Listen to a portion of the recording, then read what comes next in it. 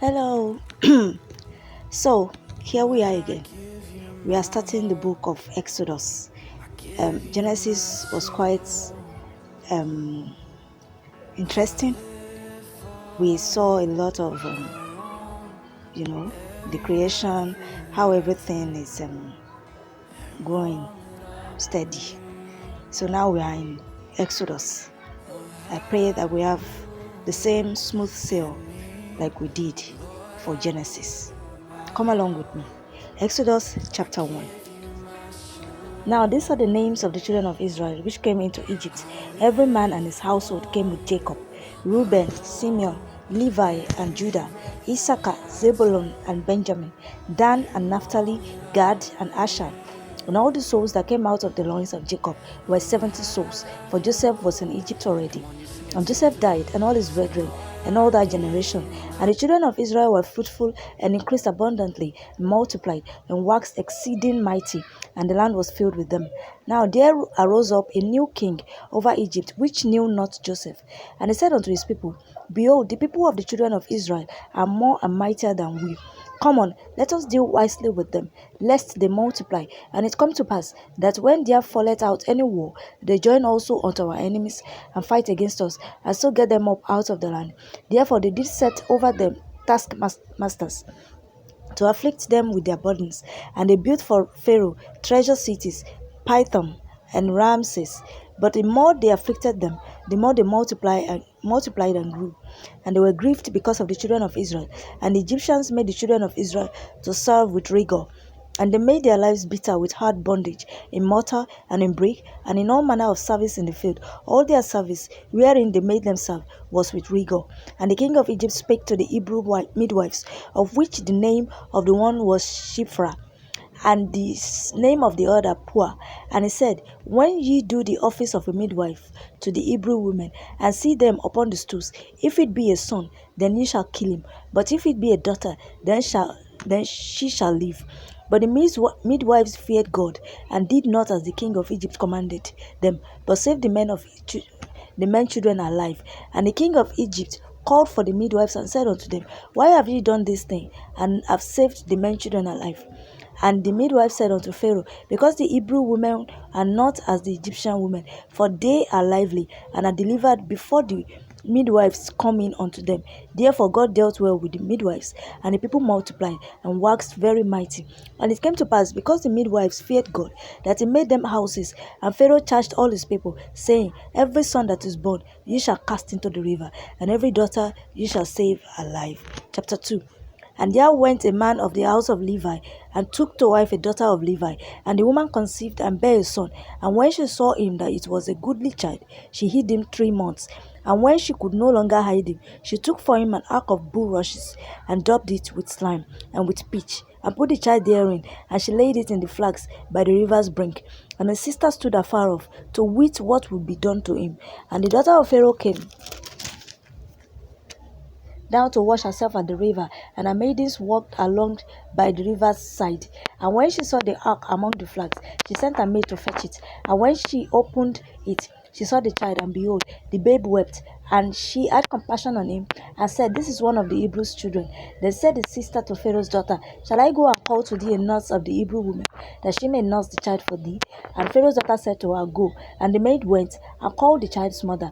And Pharaoh's daughter said unto her, Take this child away, and nurse it for me, and I will give thee thy wages. And the woman took the child and nursed it. And the child grew, and she brought him unto Pharaoh's daughter, and he became her son. And she called his name Moses. And she said, Because I drew him out of the water. And it came to pass in those days, when Moses was grown, that he went out unto his brethren, and looked on their burdens, and he spied an Egyptian smiting an Hebrew, one of his brethren. And he looked this way and that way, and when he saw that there was no man, he slew the Egyptian, and hid him in the sand. And when he went out the second day, behold, 2 men of the Hebrews strove together. And he said to him that did the wrong, Wherefore smitest thou thy fellow? And he said, Who made thee a priest and a judge over us? Intendest thou to kill me, as thou killest the Egyptian? And Moses feared, and said, Surely this thing is known. Now when Pharaoh heard this thing, he sought to slay Moses. But Moses fled from the face of Pharaoh, and dwelt in the land of Midian. And he sat down by a well. Now The priest of Midian had 7 daughters, and they came and drew water and filled the troughs to water their father's flock. And the shepherds came and drove them away. But Moses stood up and helped them and watered their flock. And when they came to Reu, their father, he said, "How is it that ye are come so soon today?" And they said, "An Egyptian delivered us out of the hand of the shepherds, and also drew water enough for us, and watered the flock." And he said unto his daughters, "And where is he? Why is it that ye have left the man? Call him, that he may eat bread." And Moses was content to dwell with the man. And he gave Moses Zipporah his daughter, and she bare him a son, and he called his name Gershom, for he said, "I have been a stranger in a strange land." And it came to pass in process of time that the king of Egypt died, and the children of Israel sighed by reason of the bondage, and they cried. And their cry came up unto God by reason of the bondage. And God heard their groaning, and God remembered his covenant with Abraham, with Isaac, and with Jacob. And God looked upon the children of Israel, and God had respect unto them. Chapter 3. Now Moses kept the flock of Jethro his father-in-law, the priest of Midian, and he led the flock to the backside of the desert, and came to the mountain of God, even to Horeb. And the angel of the Lord appeared unto him in a flame of fire out of the midst of a bush. And he looked, and behold, the bush burned with fire, and the bush was not consumed. And Moses said, "I will now turn aside and see this great sight, why the bush is not burnt." And when the Lord saw that he turned aside to see, God called unto him out of the midst of the bush, and said, "Moses, Moses." And he said, "Here am I." And he said, "Draw not nigh hither, put off thy shoes from off thy feet, for the place whereon thou standest is holy ground." Moreover he said, "I am the God of thy father, the God of Abraham, the God of Isaac, and the God of Jacob." And Moses hid his face, for he was afraid to look upon God.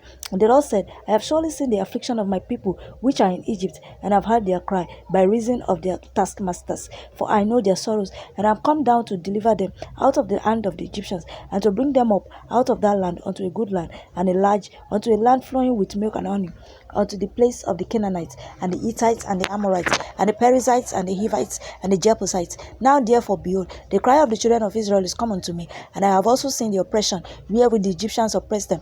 Come now therefore, and I will send thee unto Pharaoh, that thou mayest bring forth my people, the children of Israel, out of Egypt." And Moses said unto God, "Who am I that I should go unto Pharaoh, and that I should bring forth the children of Israel out of Egypt?" And he said, "Certainly I will be with thee, and this shall be a token unto thee that I have sent thee. When thou hast brought forth the people out of Egypt, you shall serve God upon this mountain." And Moses said unto God, "Behold, when I come unto the children of Israel, and shall say unto them, The God of your fathers has sent me unto you, and they shall say to me, What is his name? What shall I say unto them?" And God said unto Moses, "I am that I am." And he said, "Thus shalt thou say unto the children of Israel, I am hath sent me unto you." And God said moreover unto Moses, "Thus shalt thou say unto the children of Israel, The Lord God of your fathers, the God of Abraham, the God of Isaac, and the God of Jacob, has sent me unto you.